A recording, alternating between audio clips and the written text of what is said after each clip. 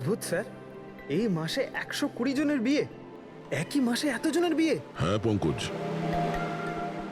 এখন বিয়ের ভালো লগ্নসা আছে। যদি তুমি বিয়ে করো তো সময়টা একদম ঠিক। আরে বিয়ে আর কি করে করবো স্যার? কি হলো, কজন পাত্রের নাম পেলে? হ্যাঁ স্যার, সব মিলিয়ে 12 জন আছে, যেখানে পাত্রের নাম আর দিয়ে শুরু হয়। আচ্ছা,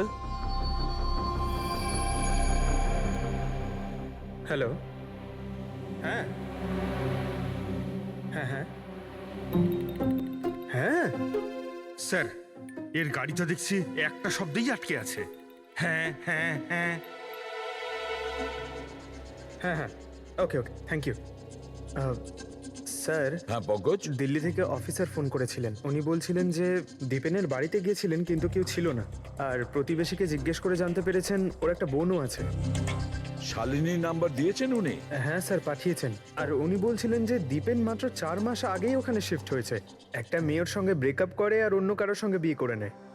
এই জন্য শালিনীর সঙ্গে ওর ঝগড়া হয়, আর সেই জন্য এখানে চলে আসে। কি নাম বললে ওই মেয়েটির যে দীপেনকে মনে আঘাত দিয়েছে?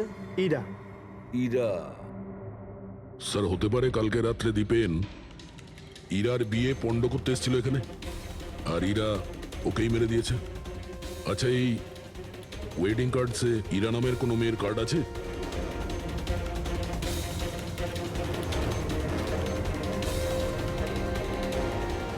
হ্যাঁ স্যার, ইরা ওয়েটস রোহিত, এই দেখুন। এই দেখো, ইরা ওয়েটস রোহিত, আর ওদের বিয়ে আজকেই। একটু ওই বিয়ে বাড়িতে গিয়ে দেখো, কোনের গায়ে। আপনারা সিআইডি থেকে এসেছেন তো যা খুশি তাই করবেন। আইনের নামে কারুর বিয়ে আটকাবার অধিকার কে দিয়েছে আপনাদের? না না, আমরা এখানে কারো বিয়ে থামাতে আসিনি। আমরা এখানে এসেছি তদন্ত করার জন্য।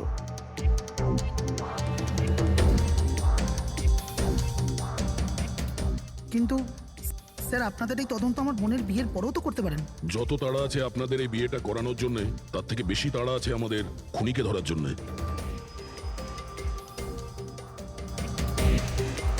একে চেনেন আপনারা?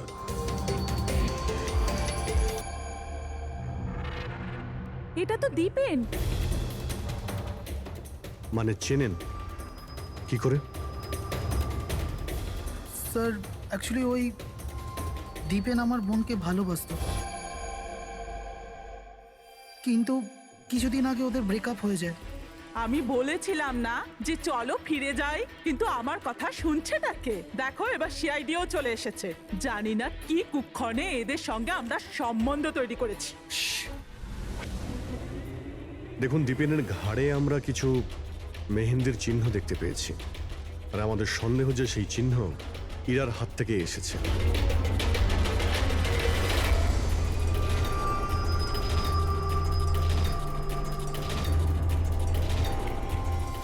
পুরবি, একবার দেখে নাও তো। ইরা, একবার একটু ওঠো তো। ম্যাডাম, কি করছেন আপনি? এখনো তোমার বউ নয়, ও এখন একজন সাসপেক্ট। আমাদের সন্দেহের তালিকায় আছে। আমাদের সন্দেহ যে দীপেনকে খুন করেছে। ইরা এসব কি বলছে? মানে কি? তোমার হাতটা দেখাও।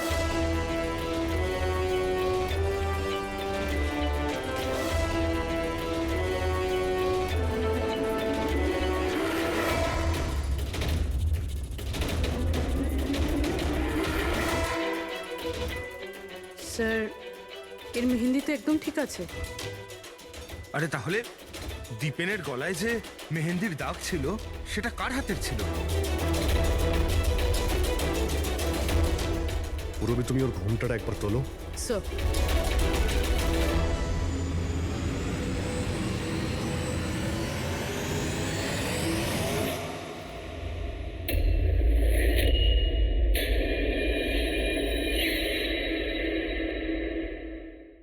অমৃতা, তুমি এই মণ্ডপে কি করছো? আর আমার মেয়ে ইরা কোথায় বলো? অমৃতা? এ কে? এ আমার মেয়ের বন্ধু হয়।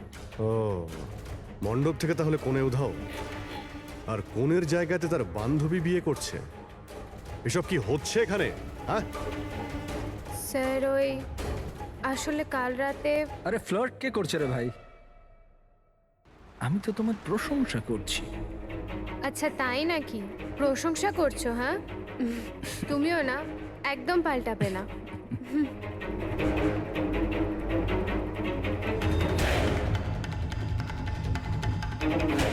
এই লোকটা কি জ্বালা। অমৃতা, অমৃতা শোনো। কার্তিক, কি হলো? ওই আমি এক্ষুনি দীপেনকে দেখলাম, ও ইরাকে টেনে নিয়ে যাচ্ছিল। দীপেন? হ্যাঁ। ওর এত সাহস কোথায়? ও ওইদিকে। চলো।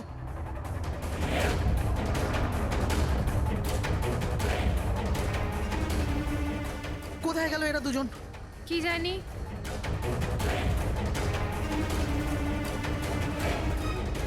এই এটা তো ইরার ফোন। পাওয়া যায়নি ওকে? না স্যার, ওদের পাইনি। তো দীপেন এখানে এসেছিল আর ইরাকে জোর করে নিয়ে গেছে, কিডন্যাপ করে। স্যার, কিডন্যাপ তো বলা যায় না, কিন্তু কিডন্যাপ বলা যাচ্ছে না মানে? ওই অমৃতা, এটা একটা মার্ডার কেস, আর সিআইডির কাছ থেকে কিছু লুকোনোর চেষ্টা করলেও সেটা খুব খারাপ হবে। অমৃতা, যা জানো সত্যি সত্যি বলো। স্যার, স্যার সত্যি তো এটা যে ইরা এই বিয়েটা করতেই চাইছিল না। ও তো দীপেনকে ভালোবাসতো।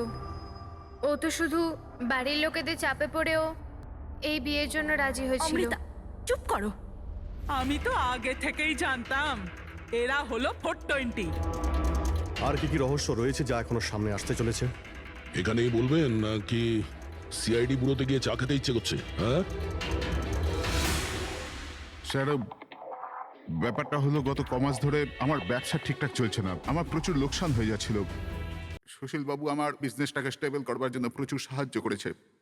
তো নিজের মেয়ের বিয়ের ডিল করেছিলেন আপনি, যাতে আপনার ডুবে যাওয়া বিজনেসটা আবার ভালো মতো দাঁড়িয়ে যায়, কি? তাই ইরা উধাও হয়ে যাওয়ার পর অমৃতাকে এই মণ্ডপে বসিয়েছেন, যাতে কোনোভাবেই এই বিয়েটা না আটকায়। বাহ। আর অমৃতা, তুমি এই পুরো ষড়যন্ত্রে এত সহজেই যোগদান করলে? আমি এসব কিছুই জানতাম না। আমাকে তো কার্তিক বলেছিল যতক্ষণ ইরাকে পাওয়া যাচ্ছে না আমি এখানে বসে থাকি। এখনই তো 7 পাক হতো, তারপর বিয়েও করে নিতে আমাকে ঠকিয়ে।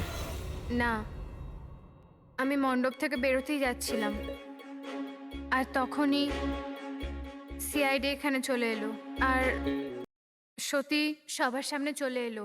অর্ধেক সত্যি তো সামনে এসছে, আর বাকি অর্ধেক সত্যি সামনে আসবে যখন এটা জানা যাবে যে দীপেনকে মারার পর ইরা কোথায় চলে গেছে।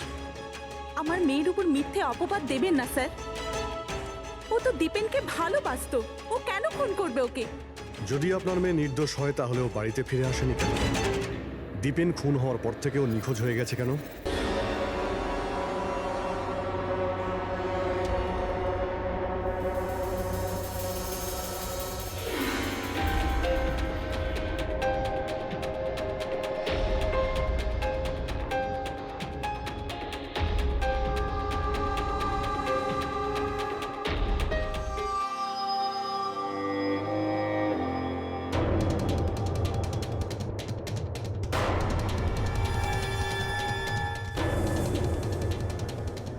তালা?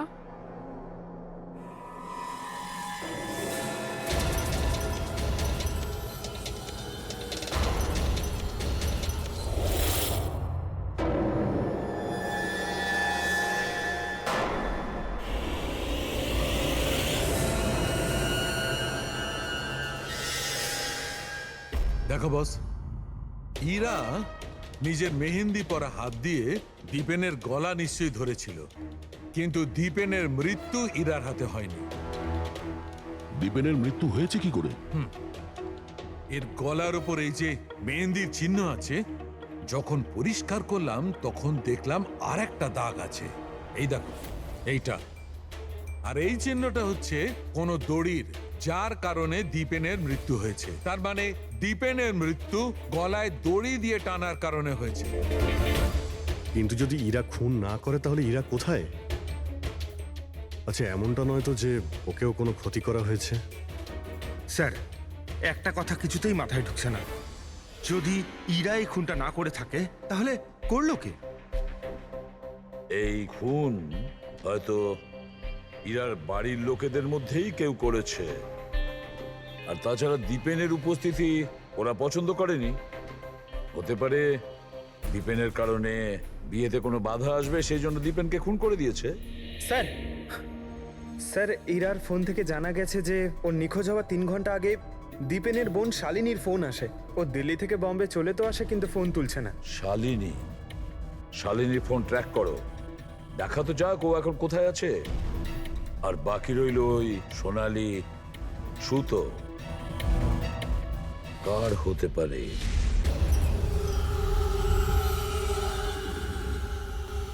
আমাকে আপনারা বলবেন এসবের মানেটা কি? আর আপনারা এই মেহেন্দি অনুষ্ঠানের জামা কাপড়গুলো এনেছেন কেন? দেখুন, আমরা কিছু সোনালি সুতো পেয়েছি ক্রাইম সিন থেকে। আর ওই সোনালি রঙের সুতো যার কাপড়ের সঙ্গে ম্যাচ হয়ে যাবে, খুনি সেই। ইরাকে সন্দেহ করছিলেন, কি ওই সন্দেহ দূর হয়ে গেছে? হ্যাঁ, আপাতত তো ধরে নিন যে ওই সন্দেহটা দূর হয়ে গেছে।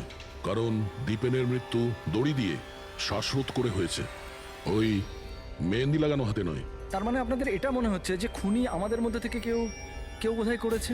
কারেক্ট। এখন শুধু সেটাই দেখতে হবে যে ওই সোনালি রঙের সুতো কার কাপড়ের সঙ্গে ম্যাচ করে। আশ্চর্য, রেশমের ছোট ছোট টুকরো থেকে আপনারা এত বড় একটা সিদ্ধান্ত নেবেন। জানি না ওই টুকরোটা ম্যাচ করবে কিনা। অদ্ভুত কথা তো আপনি বলছেন রাজন বাবু। আপনার হঠাৎ খুব অসুবিধা হচ্ছে? উল্টে আপনার খুশি হওয়ার কথা যে আমরা আপনার মেয়েকে এবারে সন্দেহ করিনি।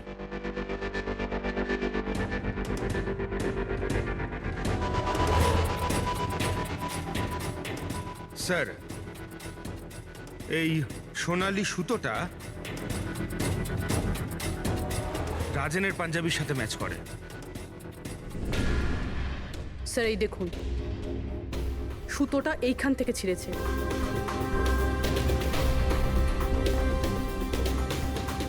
আমি বলছি আপনাদের, ওই রাতে আমি দেখেছিলাম দীপেন আর ইরাকে একসাথে। তুমি কেন বুঝতে পারছো না? আমি তোমাকে ছেড়ে বাঁচতে পারবো না আমি বাঁচতে। আর তুমি আমাকে ছাড়া অন্য কাউকে কি করে বিয়ে করছো? যখন আমি নিচে পৌঁছলাম তো ওরা দুজন চলে গিয়েছিল। আর দীপেনের ঠিকানা ইরার পুরনো চিঠি থেকে আমি পেলাম। তারপরে আমরা ওর পুরনো বাড়িতে গেলাম।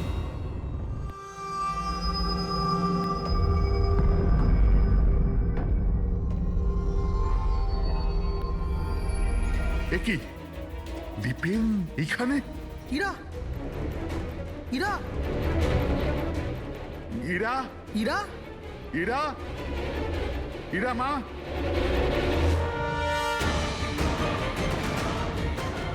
বাবা, এই দেখো, দীপেন ওর ফোনে ওর মৃত্যুর কারণ লিখেছে। কি লিখেছে এখানে?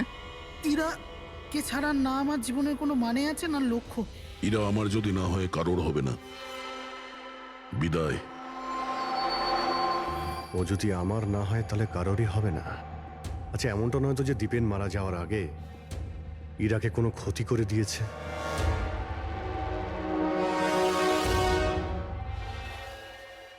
হ্যাঁ পঙ্কজ, হ্যাঁ, দীপেনের বোন শালিনীর মোবাইল ফোন ট্র্যাক হয়ে গেছে।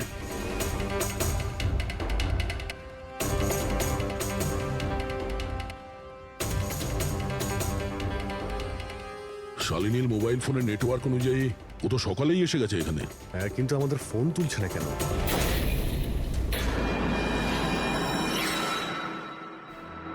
ব্লাস্ট! শালিনী, শালিনী, শালিনী, শালিনী, শালিনী, শালিনী!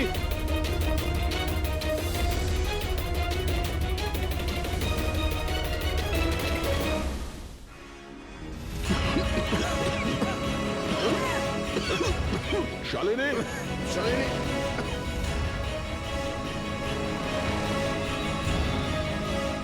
শালিনী, শালিনী!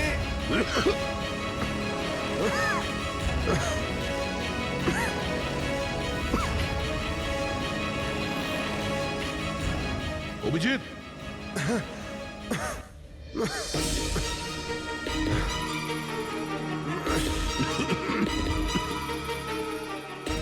অভিজিৎ সাবধানে। কে ওখানে?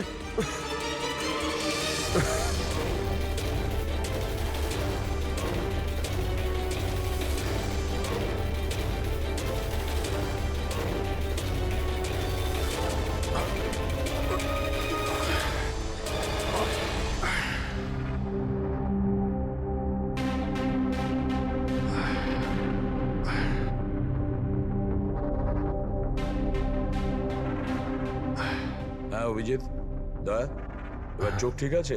হ্যাঁ স্যার, ঠিক আছে। এটা তো ভালো হয়েছে স্যার, আমরা ওই বিষাক্ত গ্যাসে বেশিক্ষণ থাকিনি। কিন্তু স্যার, শালিনী আর ইরার অবস্থা খুব একটা ভালো নয়। ডক্টর ওদের দেখছে। কোন বিষাক্ত গ্যাস ছিল ওখানে? স্যার সেটা তো জানি না, কিন্তু আমার মনে হচ্ছে টাইম স্মোক বোম ছিল ওখানে। এই দীপেন স্যার পুরো প্ল্যান করে রেখেছিল। আত্মহত্যার পরে ও ইরাকেও রাস্তা থেকে সরাতে চেয়েছিল। হ্যাঁ স্যার, ও তো সুইসাইড নোটে লিখেও ছিল যে ইরা যদি ওর না হয় কারোর হবে না। স্যার হ্যাঁ ডক্টর, ইরা কেমন আছে? স্যার ও এখন আউট অফ ডেঞ্জার, কিন্তু ওর এখনো জ্ঞান ফেরেনি। আচ্ছা, আর Shalini? I am sorry sir, আমরা ওকে বাঁচাতে পারিনি।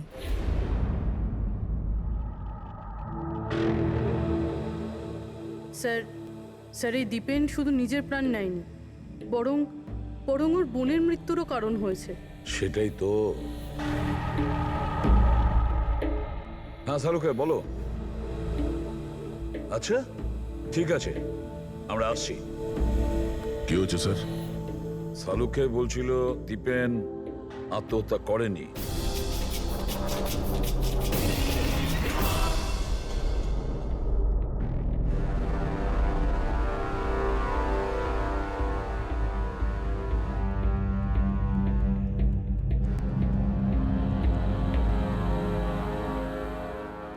আরে বলে ফেলো না শালুকে, একবার ফাইনালি বলে দাও, দীপেন আত্মহত্যা করেছে নাকি ওকে খুন করা হয়েছে?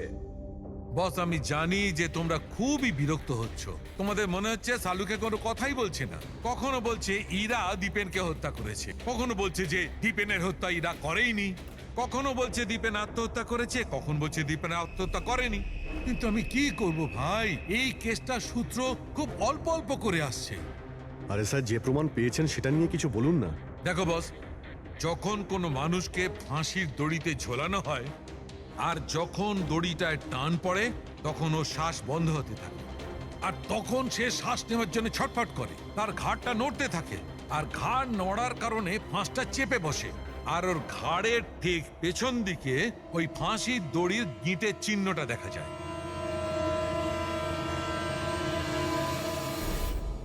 হ্যাঁ স্যার, দাগ তো আছে। আর স্যার এর ঘাটটা এইভাবে হেলে রয়েছে কেন? এটা কিসের জন্য? হ্যাঁ, এর ঘাটটা হেলে আছে কারণ এ আগেই মারা গেছে। যদি একজন মৃত ব্যক্তিতে ফাঁসিতে ঝুলিয়ে দেওয়া হয় তবে ও শ্বাস নেওয়ার জন্য ছটফট করবে না, আর সেই জন্যে ওর ঘাড়ের পেছনে গিঁটের চিহ্নটা পাওয়া যাবে না। না, এর পিছনে তো কোনো চিহ্ন নেই। কারণ ঘাড়টা গিঁটের সংস্পর্শে আসেইনি। তুমি নতুন কি আর বললে? আমরা কি এগুলো জানি না? দেখো শালুকে, তুমি শুধু এটা বলো, দীপেনের ঘাড়ের পিছনে ফাঁসির দড়ির গিঁট আছে, হ্যাঁ কিংবা না? দীপেনের ঘাড়ের পেছনে দড়ির গিঁটের চিহ্ন নেই। এসো আমি দেখাচ্ছি। এই দেখো বস, দীপেনের ঘাড়ের ওপর কোনো চিহ্ন নেই। ও, তার মানে খুনি আমাদের ভুল বোঝাচ্ছিল। আগে থেকেই মরে যাওয়া লোককে ঝুলিয়ে দিয়েছে যাতে মনে হয় আমাদের সুইসাইড করেছে। অনেক লম্বা প্ল্যানিং করেছিল। এমন কেউ রয়েছে যে দীপেন আর ইরা দুজনকেই মারতে চেয়েছিল। আর ওই সুইসাইড নোট, সেটাও খুনি লিখেছে। হ্যাঁ স্যার, দীপেনের সুইসাইড নোট দীপেন নিজে লেখেনি। আমি এই মেসেজের অ্যানালাইসিস করিয়েছি একজন লিঙ্গুইস্টিক এক্সপার্টকে দিয়ে। ডক্টর সারিকা, এই লিঙ্গুইস্টিক এক্সপার্ট কি হয়? স্টাইলোমেট্রি নামের একটা শিল্প হয়। যেমন ধরুন, যেমন প্রত্যেক মানুষের আঙ্গুলের ছাপ আলাদা আলাদা হয়, ঠিক তেমনই তার হাতের লেখা স্টাইল, তার ধরন আলাদা আলাদা হয়। প্রত্যেকটা মানুষের লেখার ধরন আলাদা। কেউ অক্ষরগুলোকে একটু ছোট ছোট লেখে, কেউ অক্ষরগুলো বড় বড় লেখে, মাঝখানে অনেকটা ফাঁকা থাকে, কেউ একদম সোজা লাইনে লেখে, কেউ এবড়ো খেবড়ো লেখে। কিছু লোক প্রত্যেকটা অক্ষরের পরে কমা দেয়, যেমন ফ্রেডি দিয়ে থাকে। সবার লেখার ধরন আলাদা আলাদা। এক্সপার্ট এগুলোও বলতে পারেন? শুধু এটুকুই নয়, এক্সপার্ট এটাও বলতে পারে যে টাইপ করেছে সে নারী না পুরুষ। তাহলে সারিকা, ওই সুইসাইড নোট দীপেন লিখেছে কি না? না স্যার, আমি দীপেন আর ইরা দুজনের ফোনসে চেক করেছি, তো আমি একজনের সম্পর্কে জানতে পেরেছি যার লেখার ধরন এক্স্যাক্টলি সুইসাইড নোটের সঙ্গে ম্যাচ করছে। এই যে সেই মেসেজ, এই মেসেজেও সুইসাইড নোটের মতো প্রত্যেকটা সেন্টেন্সের মাঝে 3টে ডট আছে। প্রত্যেকটা সেন্টেন্স শর্ট আর ক্রিস্প, আর প্রত্যেকটা মেসেজ হয় গুড বাই না হলে বিদায় লিখে শেষ করা হয়েছে। যেভাবে ওই সুইসাইড মেসেজে বিদায় লেখা হয়েছিল, এখানে গুড বাই লেখা হয়েছে। আচ্ছা, তার মানে হলো আমরা সেই খুনিকে খুঁজে পেয়েছি।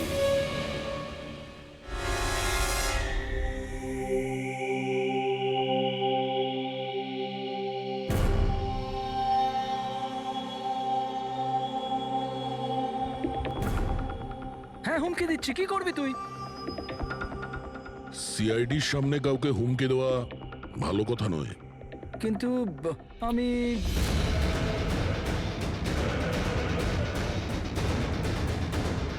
এই দাঁড়া। আরে আরে আরে ললিত বাবু কোথায় পালাচ্ছেন? এটা তো বলে যান যে দীপেনকে খুন করতে গেলেন কেন?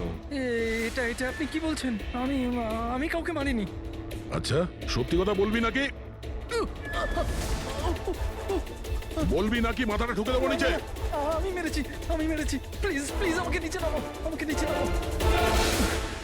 চল, এক তো তুই দীপেনকে খুন করেছিস, আর তার উপরে এটা দেখাতে চেয়েছিস যে ও সুইসাইড করেছে। হ্যাঁ, ইনফ্যাক্ট আমি ওর সুইসাইড নোটটা লিখেছিলাম। কিন্তু কিন্তু কি?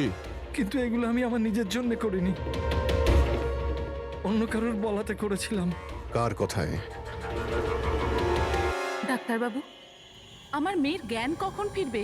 ভয় পাওয়ার কিছু নেই, খুব তাড়াতাড়ি জ্ঞান ফিরে যাবে।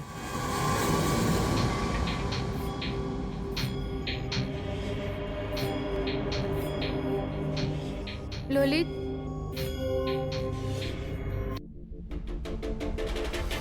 তোমার হাতে হাত করা কেন লাগানো আছে? আসামির হাতে হাত করা থাকবে না তো কি থাকবে বলুন তো? অপরাধী? হ্যাঁ, এই অপরাধী নিজের অপরাধ স্বীকার করেছে ললিত। দীপেনকে এই মেরেছে।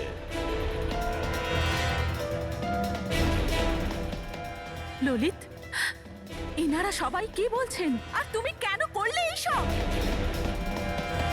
দেখলেন স্যার, অবাক হওয়ার কি সুন্দর অ্যাক্টিং করছে এরা। যেখানে সত্যি এটাই যে ললিতকে খুন করতে বলার আসল অপরাধী এখানে এই রুমে উপস্থিত আছে। হ্যাঁ, এটা আপনি কি বলছেন? এখানে আমার মেয়ে জীবন মৃত্যুর সঙ্গে লড়াই করছে, আর আপনি উল্টে আমাদেরই দোষী করছেন। না, এই জীবন আর মৃত্যুর মাঝখানে ঝুলছে না, এ সত্যি আর মিথ্যের মধ্যে ঝুলছে। ও জ্ঞান হারায়নি, সব ড্রামা করছে। কি?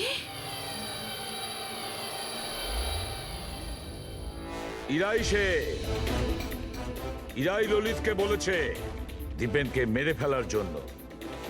এ কি সব কথা বলছেন আপনারা? অবস্থা দেখুন এর।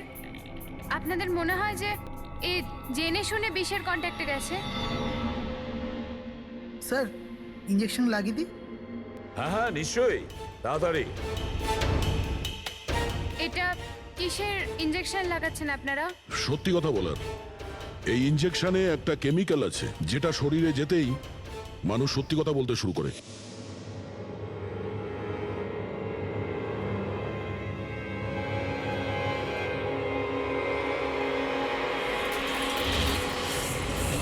না, শুনুন। ইরা, ইরা, আরে রে, কোথায় যাচ্ছে? দাঁড়াও। ইরা থামো, ইরা।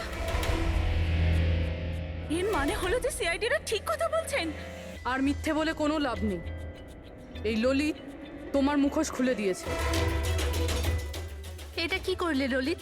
নিজে ফাঁসছিলে, তার সাথে সাথে আমাকেও ফাঁসিয়ে দিলে। এরা এই প্রতিজ্ঞাটাই তো আমরা করেছিলাম ভালোবেসে, যে আমরা একসাথে বাঁচবো আর একসাথে মরবো। কি তোমরা দুজন একে অপরকে ভালোবাসো? এসব কবে? ইরা, তুই তো দীপেনকে ভালোবাসিস।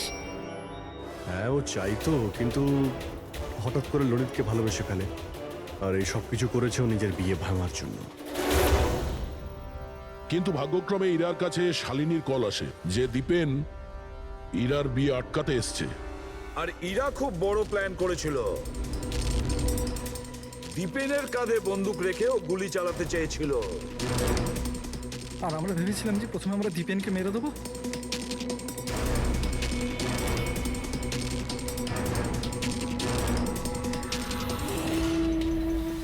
আর অনেক দূরে গিয়ে তোমরা ঘর বাঁধবে, কিন্তু ভুলে গিয়েছিলে তোমরা যে অন্যায়ের পথে কখনো সাফল্য আসে না। বুঝেছো? আমাদের প্ল্যান একদম ঠিকঠাক চলছিল, কিন্তু বাবা আর কার্তিক এসে আমাদের প্ল্যানে জল ঢেলে দিল।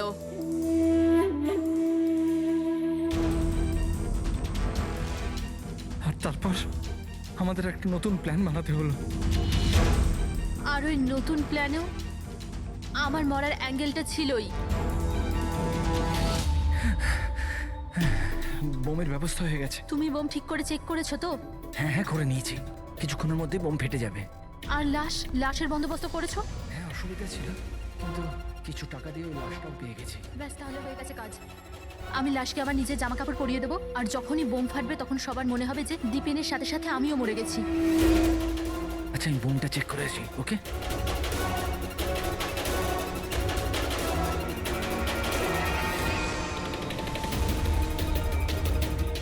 শালিনী,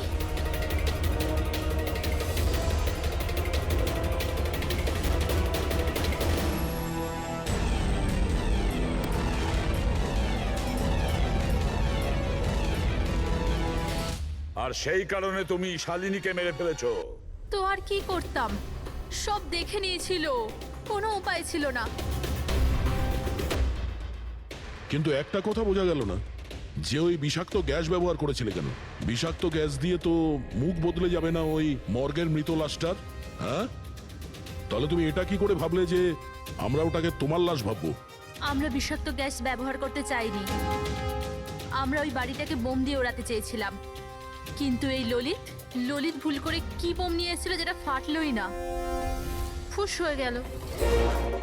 আর এর আগে আমরা আরেকটা বোমের ব্যবস্থা করতাম। আপনাদের গাড়ি আসার আওয়াজ আমরা শুনতে পেলাম, তখন আমাদের প্ল্যানটা চেঞ্জ করতে হলো। আর ও আমাকে ওখানেই বেঁধে চলে গেল, যাতে সবার মনে হয় যে অপরাধ আমি করিনি, আমার সাথেই হয়েছে। আর তারপর আমি বাড়ির অন্য একটা দিকে গিয়ে লুকিয়ে পড়লাম, যেখানে কোনো গ্যাস ছিল না। আর তারপর আমি ওখান থেকে প্রাণ বাঁচিয়ে পালালাম। আমরা এটা চাইছিলাম যে আপনাদের যাতে মনে হয় এই সমস্ত কাজকর্ম দীপেন করেছে। ও নিজে তো আত্মহত্যা করে নিল, কিন্তু ইরাকে মারতে অসফল হয়েছিল। নিজেদের জীবনটাকে সুন্দর করবার জন্যে একটা নয়, দুটো নয়, তিনটে প্ল্যান করেছিলে তোমরা। আর দুটো নিরীহ লোকের প্রাণও নিয়েছো তোমরা। এবার জেলের গড়াদের পেছনে পৌঁছতে পৌঁছতে প্ল্যান তৈরি করো ফাঁসি থেকে নিষ্কৃতি পাওয়ার জন্য।